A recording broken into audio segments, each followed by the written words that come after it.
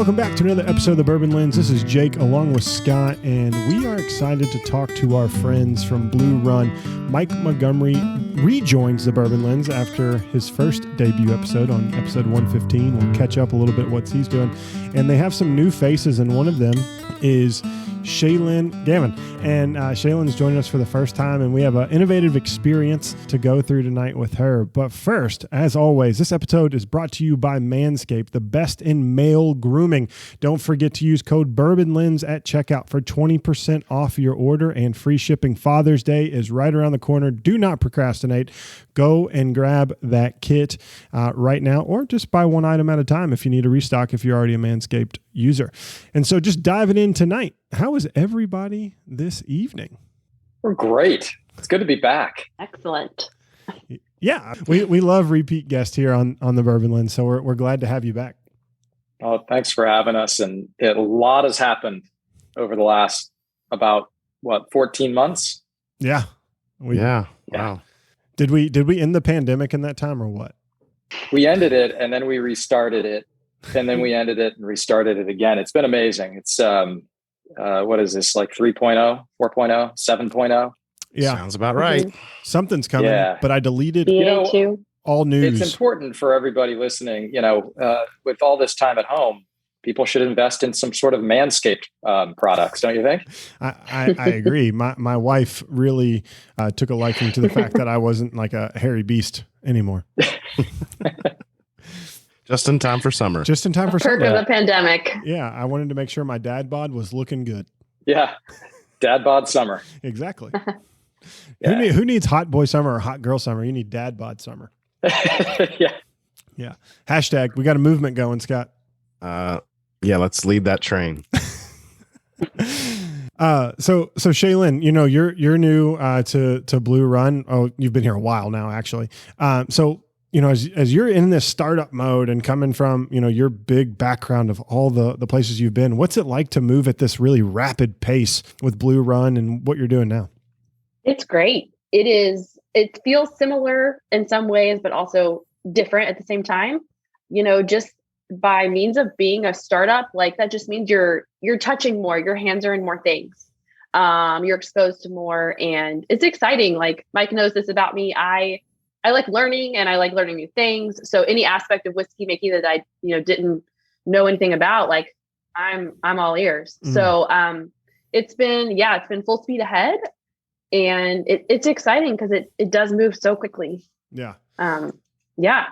No, and I'll add there, Jake. Shaylyn's really great on the whiskey side, but she's also got a really sharp business mind, and it's fun for me to be able to have her be part of these other conversations, the other projects and work that we do on the business side as well. So she's been an amazing addition to the team. She complements what we've already done in a great way, but she's going to help us grow and scale and improve and innovate and disrupt and do all the things that we want to do. But she's going to help us do them better. Yeah. No, I think that's exciting, and I can see, you all can't see this, but Shaylyn's blushing a little bit over here after all the nice words that Mike. It's true. Yes, Mike thank you, Mike. Always throwing in the compliments on the podcast. Yeah. Hey. Oh, they're all true. I wouldn't kind. say it if it weren't. No, and I mean, true. Yes, of course. That means they got a good work culture. So if Blue Run's hiring, you may want to enjoy that culture that they have. And speaking of hiring, there was some big news that came out this week. Your team's expanding in a quick way, not just with Shaylyn, but with other folks. So Mike, you just want to hit on like how your operation's expanding in that way? Yeah, absolutely. We like to keep people on their toes, and there's been almost a steady drumbeat of news that's come out. First with obviously with the hiring of Shaylyn, but we also announced the hiring of global brand manager, Sammy Halpern, who's got this great background in the spirits industry, has helped launch a number of brands, and John McKnight, who's our Kentucky lead. John was with us early as a consultant, but he's now joined us full time. He works hand in hand with Shaylyn. More often than not, you can find him at Bardstown Bourbon Company. Mm-hmm. And if you poke around Facebook and Instagram, you'll also see that he's been writing some letters to some people that show up, and he's phenomenal. And then Will Howe, not many people like to talk about the CFO. It's not exciting. It's not splashy to be a CFO, but bringing on a full-time CFO for a company like ours has really helped us figure out where we're at, what our projections and trajectory looks like, where we need to go in terms of source barrels and laying down new make. And so all in all, these hires have been are going to be instrumental for us because they help us continue to grow, continue to professionalize, continue to fill gaps, knowledge gaps, and we all get along well. It's really great that we've been able to make this rapid growth occur. Mm-hmm. So we're really excited about that. And, I also want to point out for any other people in the industry who are looking for a job in the industry, or people in the industry who have jobs available, look up ABV Jobs. So Dram Good on Instagram. Sonia Hunt has started this new company, and I suggest everybody go take a look. There we go. And so not only are we promoting Manscaped on here, we're trying to help people find jobs. And you didn't even have to contact ZipRecruiter. So it's a really good day for everybody. That's right. But yeah, so the business is growing, but what about the distribution side, right? You're going into so many more states with these additions of these new people. What's that look like to open up some big markets, Texas, Florida, and Canada? Yeah, it's first of all, it's exciting. We're so far ahead of our growth trajectory already. We didn't expect to be in this many states. We didn't expect Florida and Texas, California. We're really lucky to be where we're at, and we've got great distribution relationships. We're very pleased with distributors that we're working with across the country and in Canada. So it's exciting. What does it take to open up a market? It takes more product, first and foremost.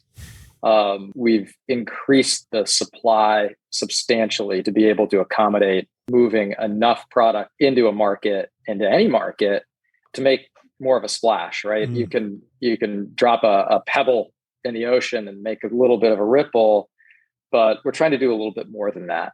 Mm. And so I think it's now 15 states and Canada, and uniquely St. Martin, the islands as well.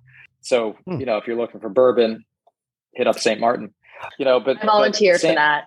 Yeah, exactly. We're going to take a Bourbon Lens trip. Sign me up. And go Blue Run hunting.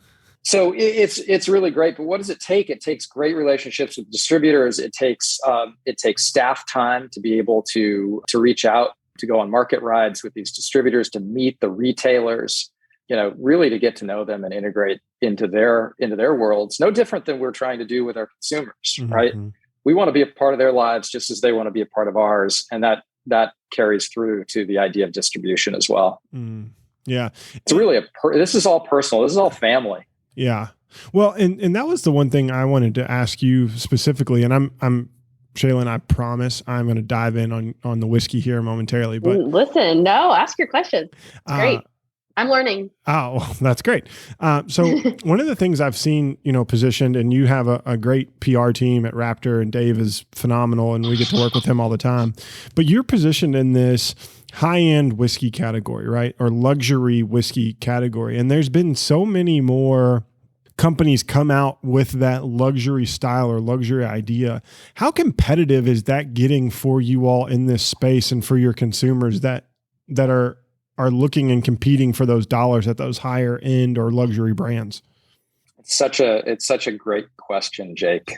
We like this space for a number of reasons. First of all, we all enjoy high quality bourbon and rye. And we also, at the time of our launch, it wasn't necessarily a crowded playing field. There are more options coming online all the time. What we think is different about Blue Run is that we think that there is a uniqueness to what we do, both inside the bottle and the bottle itself. And, we're not just kind of an idea that came out of a big business incubator, right?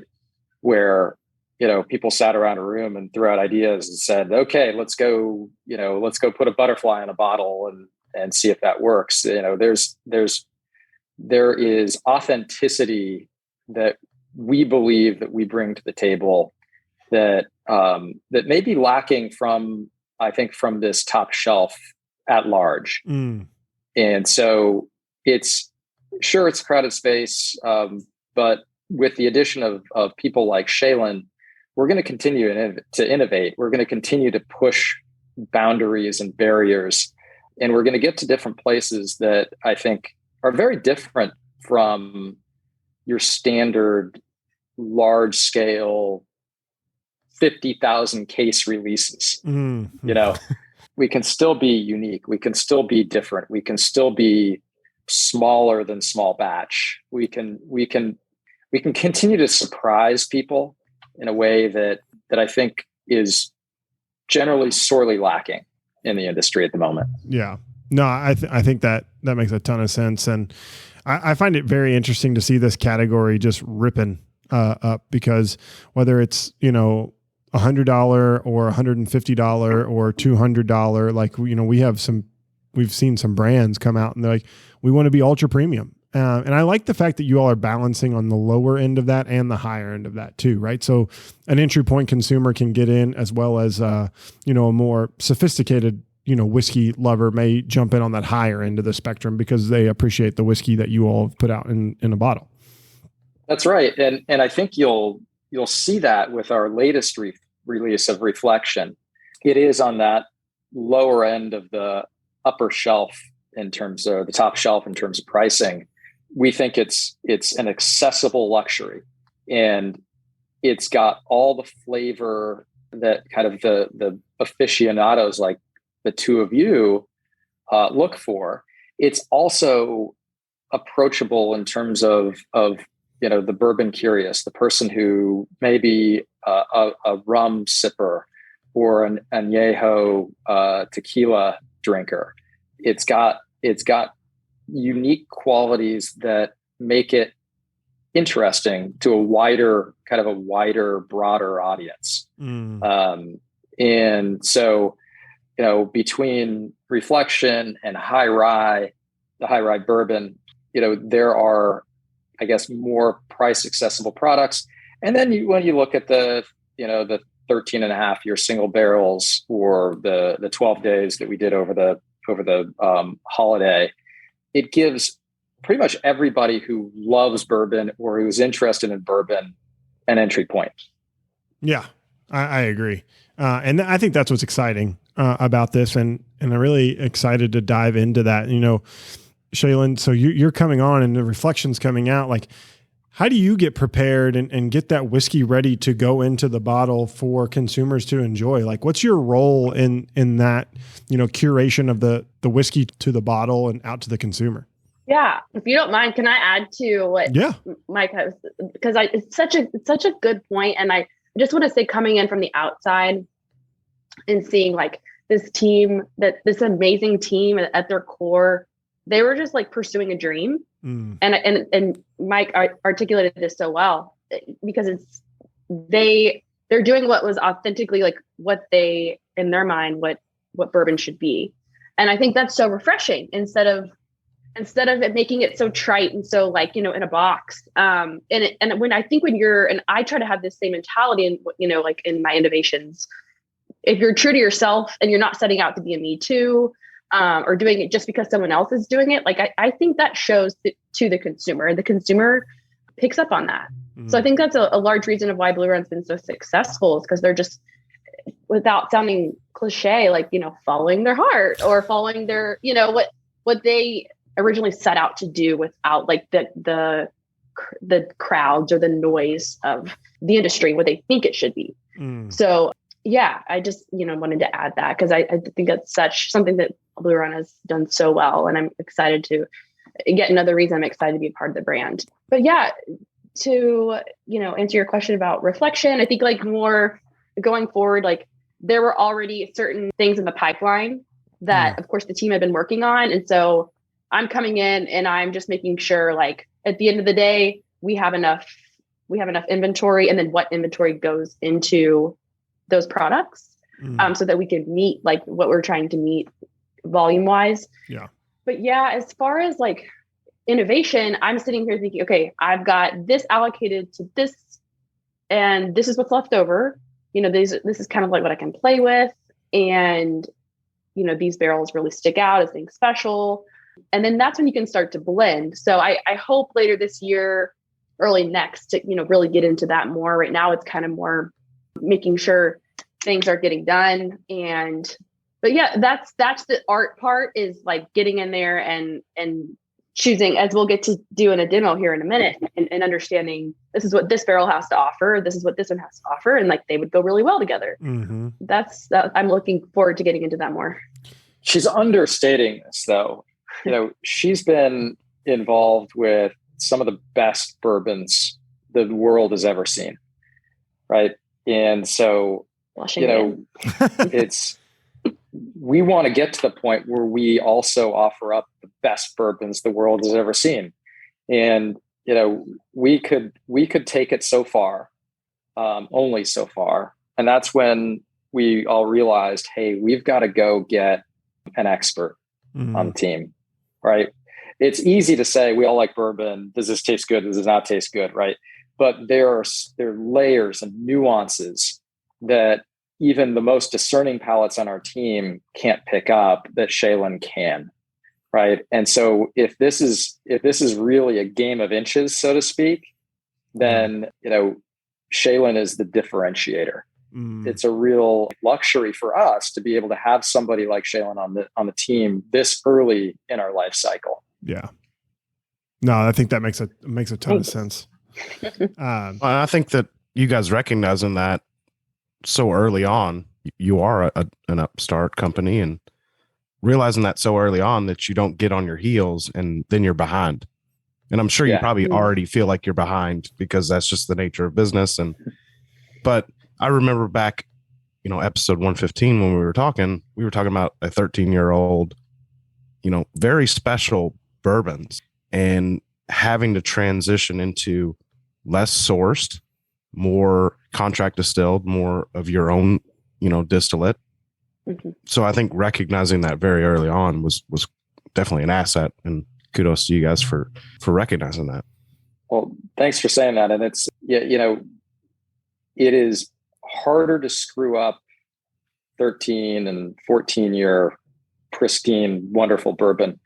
But you're right. Once we start getting into this whole broad array of distillate, ranging in years, ranging in mash bills, ranging in profiles, with Shaylyn and Jim Rutledge also. Let's not forget Jim here. That guy. I mean, come on. He's just Jim Rutledge. You guys heard of him? Yeah. Some bourbon guy. Yeah. Yeah. You should meet him someday. That's what's going to continue to push us forward and move us forward, and keep consumers coming back. Yeah, I think that makes a ton of sense. And like it's not a mousetrap, right? You're not you're just being true to who you are, right? I think that's the most important thing, is as your company evolves, as you all evolve as an organization, right? Your thought process and your go-to-market strategy can be changing ever so much. Like, you don't have to put, like, I'll just use Jim Beam. You don't have to put Jim Beam white label out every day, because that's what the consumer at a scale likes, right? You can be nimble enough to say, hey, let's try something really unique. You all can shift and move so much quicker than if everyone just said, hey, I hate Wild Turkey 101. You can't really do much with that, because they've been producing it for so long. That's right. We're much more nimble. We can continue to iterate as we go, and we're not locked into, I don't know how many thousands and thousands or hundreds of thousands of cases of a very specific product, that go out. I think it's an enviable place to be, and we're happy with our current trajectory. And I think that people are going to be amazed in the coming months and years as to what Shaylyn is able to put into the bottle. Well, now the spotlight is square on Shaylyn here in the podcast with that introduction. That's segue, yeah. So walk us through a little bit about what it looks like for a day-to-day in your world. And then let's talk a little bit about like the experiment / demonstration you want to walk us through today too. Sure. Yeah. One of the things I love about being an R&D is every day is a bit different. There's no I think it surprises people to hear that I'm at my computer more than one might think for a lab rat. But, there's a lot of behind the scenes, like spreadsheeting and math and determining, like making sure you have a good handle on your inventory, your yields, the ages of your product, that type of thing. I would say about 25% of my job is tasting, smelling. When I say tasting, it's majority smelling and then some tasting. And right now I'm just having the fun job of familiarizing myself with all of our inventory and, understanding this particular day kind of tasted like this and this day tasted like this, and just making like mental notes and understanding kind of how the profile is, how it's shaping out, And then of course I'm at Bardstown Bourbon. Mike mentioned John. He's truly a jack of all trades, a John of all trades. And he's there all the, he's always there while we're doing production, bottling, that type of thing. So I'm there with him. We're actually physically like looking at the bottles and like, making sure the butterfly's straight. Like there's so much care that goes into each and every bottle. That's been again something I've learned to kind of have that degree of care for your product. That's been really neat. So some days it's that, other days, we're actually dumping the product, and I'm there watching the barrels come off the trailer and actually checking them off my clipboard and making sure it's the right blend. And then I'd be remiss to not mention spending time with Jim Rutledge, the legend himself. Yeah. I mean, he's a wealth of knowledge, and he's willing to share. We've already had some really great conversations, and he's kind of starting me back at the basics, like very basic, like human interaction, basic, like just what has been he's had success with. He's an amazing, lovely person, so it makes sense, and I soak up every word that he says. Yeah, he's so like yeah, John it just Wooden runs the gamut. Way, right? You guys know like the John Wooden triangle of success or whatever it's called. There's a lot of John Wooden in Jim, in terms of his approach, in terms of communication, in terms of how to treat people. Just overall, you think about how John Wooden taught Lou Alcindor how to tie his shoes properly. And every component that John Wooden taught his players led them to these championships. And Jim is a professional, right? In every sense of the word. And it's so amazing sometimes, that I think that Jim and Shaylyn get to spend this time together because, Jim has decades of experience and he's willing to share those, and he's willing to impart this knowledge, willingly. And it's just remarkable. It's absolutely remarkable. Yeah, no, that's awesome. And I think that's the really interesting thing is, you've been around some greats in whiskey, right? So you're picking up pieces along the way to make your foundation of Shaylyn and how you want to, put your mark on this, right? Because at the end of the day, no matter who's putting it together, we're all leaving thumbprints behind. Like Scott and I are doing that with this podcast. You and Mike and the team at Blue Run are putting your thumbprint on this, and it's unique and it's all different. And you're be able to glean from Hall of Famers. Not everyone can say that, right? Absolutely. Yeah. 3 Hall of Famers at the very least. And then, and then I what comes to mind are all the people behind the scenes too. People that day to day, like make whiskey, and you're not necessarily as aware of their job, but it's extremely vital to the process. Yeah. And just meeting those people and like getting to know them, like every person shapes you in some way. And there's so much to learn from every single one of them. And if I could sum up my time at Campari, like that's what I would say. Like there's just people from every walk that really made the magic happen every day. And it's completely similar now. So, yeah. But yeah, time with Jim's been a true gem. So do you have 2 bottles in front of you? We have 2 very nice Blue Run sample bottles here, and they are easy to read. So whoever wrote on these, good job. Good handwriting. So we have batch 18 I-27. They're 3-year-old and 3 years old and 117 proof, almost 118 proof samples. Yeah. So I'll just kind of describe. So what I grabbed were just a couple samples. These were made a day apart. The 26th means that it was made on the 26th of the month. It's the A, B, C, D, E, F, G, H, I. So that's September 26th and then 27th of 2018.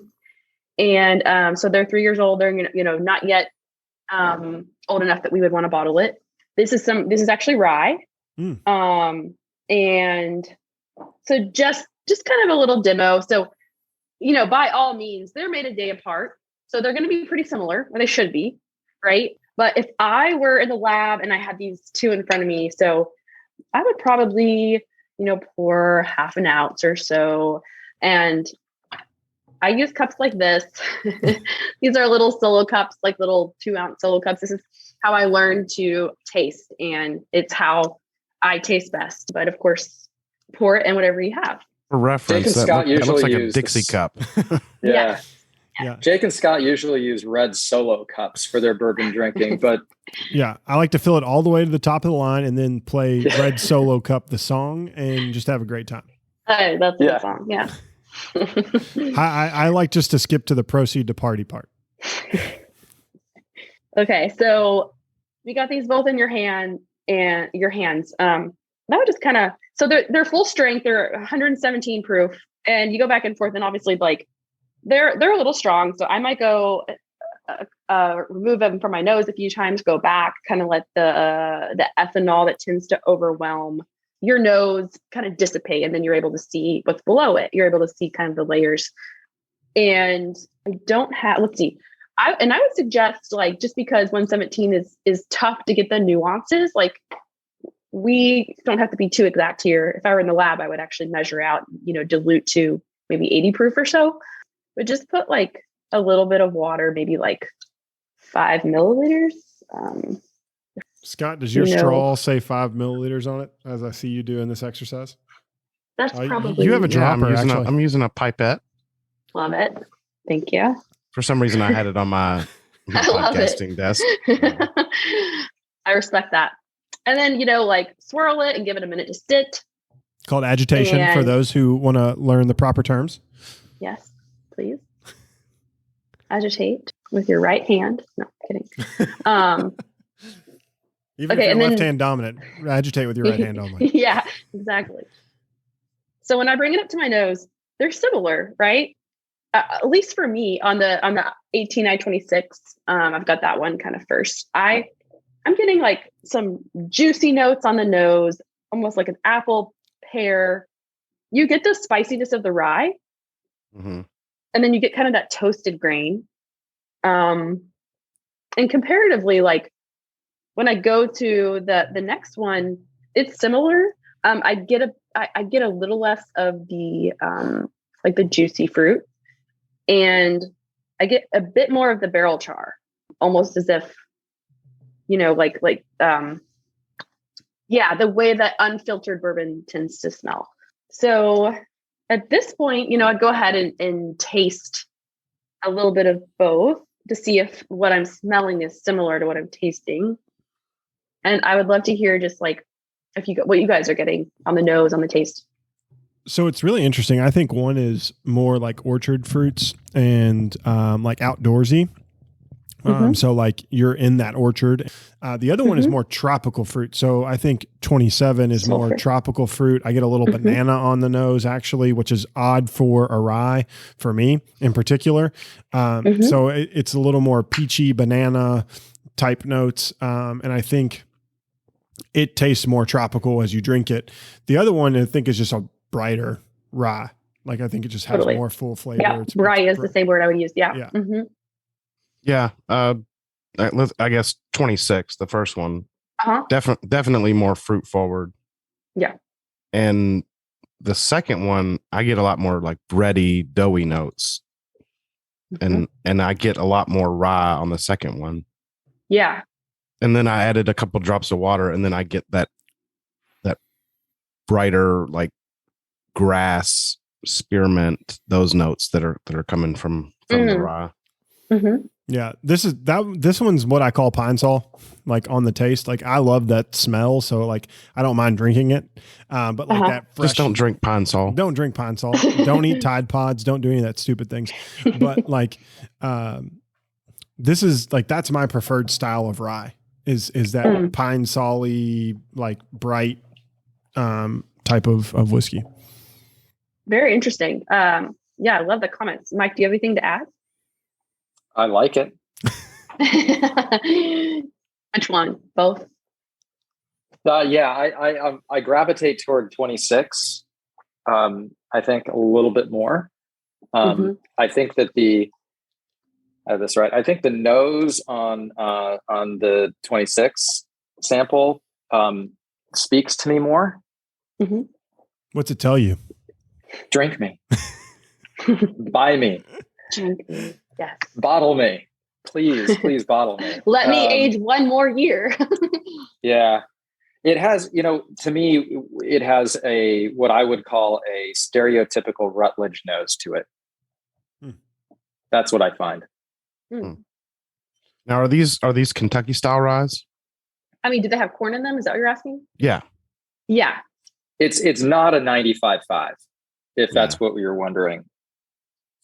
Because it doesn't drink like a typical 51 rye, 49 corn. That's not a mash bill, but you all get what I'm saying, because there's got to be some barley in there for enzymes. But it drinks more like a 70, 20, 10 or something like that. Interesting. Yeah. I think that's Jim just being amazing. So yeah, I love all your all's comments. I think they're all very on point. So like, for instance, this is pretty instinctual. If I completely agree that I-26 is a little brighter.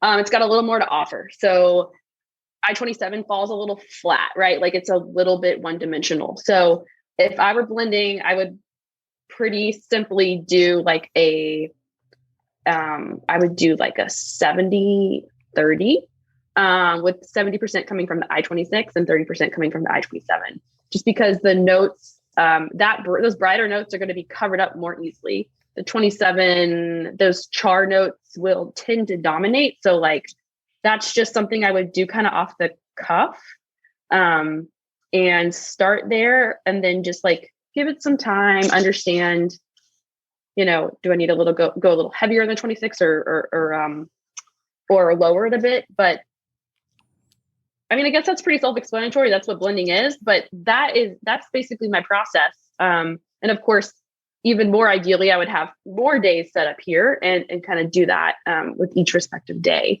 or lot code or whatever the differentiator is. So for you, like I know I learned how to blend through the World's Top Whiskey Taster at Bardstown Bourbon Company last year. And I spent a lot of time with Marcus doing that. Cool. And for all those people who are wondering, Marcus is a friend who works at Four Roses. But he was talking about the idea of like creating a base and then, adding to that. So, when you think of a small batch, like what type, I know all percentages are different, but are you looking for like a base of 60, a base of 50, a base of 40? Like when you're trying to kind of put something together, what's kind of your lower threshold that you would make your base versus your top end? I honestly, those terms are pretty, I mean, I speak in terms of top note, middle note, base note. Yeah. But I don't set out with any percentage in my head. For me, it's completely like, it is completely like, once you smell it, your base note might be 5% of the formula. Your base note, to me, your base note is what's used at a lesser amount. So it might, depending on what you're complementing it with, if it's pretty loud, then you might be able to go a little higher with your, your base, whatever is kind of serving as your base. But I view it more as parts. That's interesting. Like, I'm sure everybody does it differently that blends, but for me, it's more about how do these fit together to create the most balance. Not that you're always seeking balance. Like, I think like Russell's 13, for instance, wasn't necessarily that. But like I like a good entry, a strong middle, and then like a good finish, like pretty much like a bell curve. So that's kind of what I have in my head when constructing. Yeah, no, that makes sense. And there's probably a lot more complexity to this too, right? Because once these samples that we have here today are the same mash bill, one day apart. And there's certainly an amazing amount of skill that's going to go into blending these at some point in time. There's also going to be an amazing amount of skill that goes into blending different mash bills of different ages that, my simple mind can't begin to comprehend. Right. But, I kind of picture Shaylyn with, this big whiteboard where she's got formulas and arrows and, all these difficult to decipher, markings on this board that lead her to this one conclusion of voila, I got it. Mad scientist. Yep. For sure. I love it. Well, I think this is super interesting because I think a lot of people don't realize like the scalability, right? Because it's different at every level, right? At Campari, you're doing thousands of barrels, right? And blending, and it's pretty much automated to an extent. At this, like, you have to play mad scientist. You have to look at what you have, your lots, and figure out what's going to, inform the best whiskey that you all can put on the market with the barrels that you all have in front of you at that given time, right? Yeah. I mean, being an innovation at Campari, I never did like 101 or 81 or Russell's 10 or any of that stuff. It was all the LTOs. So yes, similar to what we kind of just did. But right, like, each there's always a challenge. Like at Wild Turkey, one mash bill. That's it. So how do you differentiate? How do you do Bond and Willard, right? And Old Rippy? Like those were so different. Those were challenging because one needed to be really laid back, really not much, not too much flavor. And then the other one needed to be bursting with flavor when you have the same, liquid. So, and then here it's like, yes, we're constantly, obviously distilling our own liquid, but we're also sourcing, and like, in some ways it's so interesting because I am being exposed to more mash bills, and just differences in general, depending on where things come from. And it's, as Mike likes to say, like more tools in the sandbox to play with. So big supporter. Yeah, we need to continue to give more tools. Yeah, more things for Shaylyn to play with is just going to benefit. It's going to benefit everybody, right? So what she comes up with is going to be something I know for myself. What she comes up with is going to be something I'm going to want to drink. It's going to be something I'm going to want to purchase because she has a track record of success. And I think that this exposure to these new mash bills and a variety of mash bills is only going to expand the realm of the possible for her. Mm-hmm. Yeah. No, I think that makes sense. So I guess what do you guys see as kind of your next steps? And, you just came out with Reflection, which I believe was distilled by Jim Rutledge. Is that kind of what your next offerings will be? I know most recently, one of your biggest releases was your 12 days, the 12 days of Christmas, which was some incredible aged single barrels that were all unique. They all had crazy names. Is that like, do we see ourselves like returning to that on occasion, or are we trying to move into this more, I guess, reflection type of offerings? All of the above. Mm-hmm. Yeah. So Scott, we're going to do the 365 days of 2023. And how many websites are you going to crash? And are you going to kill Danny and the rest of the team at Bardstown Bourbon Company? Yeah, I think everybody would love that. I think everybody would love that. Yeah, like Shaylyn said, there's going to be a blend of what we've done in the past and innovation. And we certainly have some staple products that we're going to continue in terms of high rye bourbon and reflection. You notice that the bottle says Reflection 1, Roman numeral number 1. We will have batch 2 of Reflection 1, just largely due to the fact that it's been really well received and people like it. So I know I love it and I want to have more of it. But there's going to be a Reflection 2 and a Reflection 12 coming along. And so those staples will continue. At the same time, Shaylyn likes to talk about these LTOs, limited time offerings. We're going to continue that because they're fun, right? It's fun to try to get an island spice cake or a chocolate chip granola bar, or apples and cinnamon or whatever they may be. And so those types of things will continue. And, the hope is that near the end of the year or sometime next year, we'll be able to offer some barrel picks too. Yeah. Because I know your listeners are interested. We've heard from a lot of them. It's we hear you loud and clear. We're working on it. Yeah, I think there's just a lot of opportunity ahead of you all that I'm super excited about. And I, look to my friends to try a bunch of the things. I have a friend that literally has bought every Blue Run bottle that has come out in Kentucky. And so that's amazing. I'm going to need that person's name. Yeah. Every time I talk to him, he's like sending me a picture of Blue Run. And so I don't know if it's every bottle, but it seems like it. And, he's just a big fan. And I was like, what hooked you? He's like, I think the first one he got was like the 13.5 and he just fell in love with it. And then he just started buying and buying and buying. And I think that's the hookable thing that you all have as you release those limited editions. You can then hook someone in, and then, now they're in the mousetrap of, hey, look at all these wide variety of expressions that you can choose from. And it's not just the same old that comes out. Right. I think that maybe we talked about this way back in the day, but the idea with Blue Run isn't that, if you're at Westport or Liquor Barn and the last bottle is grabbed off the shelf, that there's not somebody in the back room who's going to take the dolly and pull up another 7 cases or 8 cases of it and just fill the shelf again. Right. That's, we're not at that size and scale yet, but these hallmarks, these hallmark flavors that people like in terms of the high rye bourbon and the reflection, those will certainly continue.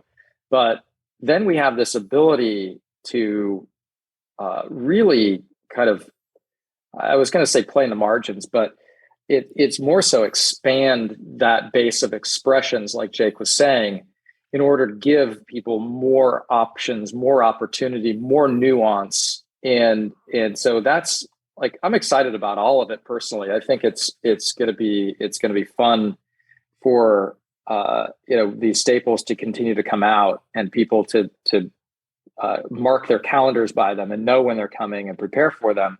But also, prepare to hit that curveball. Everybody can hit the fastball, right? Mm-hmm. But it's when those curveballs start coming that it really starts to get fun. Yeah. And we can do that because we're small enough. That's a really great part of being able to pivot on a dime. Yeah. So I'm going to ask this question because you all are nimble and Reflection just came out. What's next? We'll get back to you in a year and a half on that. Come on. I had to ask at least. Figured I had the CEO and the R&D specialist on here. I could maybe get something out of you to get people excited for the summer, but I guess not. We've got some more good stuff coming. I can certainly say that. We've got some releases, re-releases of certain previous products that are going to come out. We've got some new stuff that's going to come out. and we'll have some more high rye, more reflection that you'll be seeing at some point in time this year as well. Awesome. Well, as we close up tonight, can you just share a little bit about where people can find out more about Blue Run and where they can, purchase your all's items online as well? Absolutely. So you can find us online at bluerunspirits.com. If you're looking to buy a bottle, add a /shop, or just go to our website and click shop. You can find perhaps, we'll see if it's there, but perhaps some bottles and certainly some merch. And then on all the socials, you can find us at Blue Run Spirits. If you want, I think I make this very clear to people. If you want to get a hold of me, Mike at bluerunspirits.com. I'm not going to throw that out there for Shaylyn because we got to keep her focused on the work she does. But I try to be very responsive to people who do reach out, and I hope that people will take me up on that option. Yeah, and he writes a lot of handwritten notes, everybody, all the time, and Shaylyn's even going to start writing a few too. Well, there you go. Now you may get some neater handwriting. Yeah, you're going to get ones you can get letters that you can actually read. That's going to be help. I'm a lefty, and so my hand drags over everything I write. So sometimes they smudge a little bit. I apologize for that, but I recognize that Shaylyn's the star here. And those are going to be keepers once those letters start hitting some mailboxes, select mailboxes. Oh, we can't make the promise. They're going to be a lot, but they're going to hit some select mailboxes, randomly chosen, and it's going to be fun.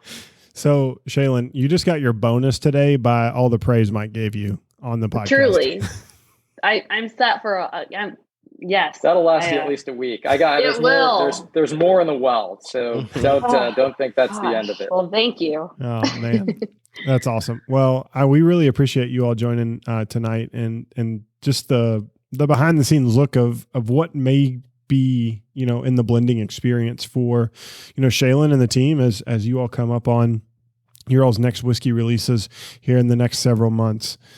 We really appreciate you all joining. And thanks everyone for listening to another episode of The Bourbon Lens. We really appreciate it. As a reminder, this episode was brought to you by Manscaped, the best in men's grooming. Summer is right around the corner. Get that dad bod ready. Go to manscaped.com. Use code BourbonLens at checkout for 20% off your order, as well as free shipping to your home. Father's Day is right around the corner. Don't forget Dad. He needs to look good for summer. As always, you can find us on Instagram, Twitter, and Facebook, and TikTok, begrudgingly, at Bourbon Lens. Then you can always go to patreon.com/BourbonLens and follow along for exclusive opportunities with Scott and I doing virtual hangouts, as well as opportunities to meet master distillers and different brands behind the scenes. And last but not least, we would greatly appreciate it if you go smash that subscribe button over on your favorite podcast listening app, because we want to make sure you are hearing about what's next in the bourbon industry. And until next time, cheers. Cheers.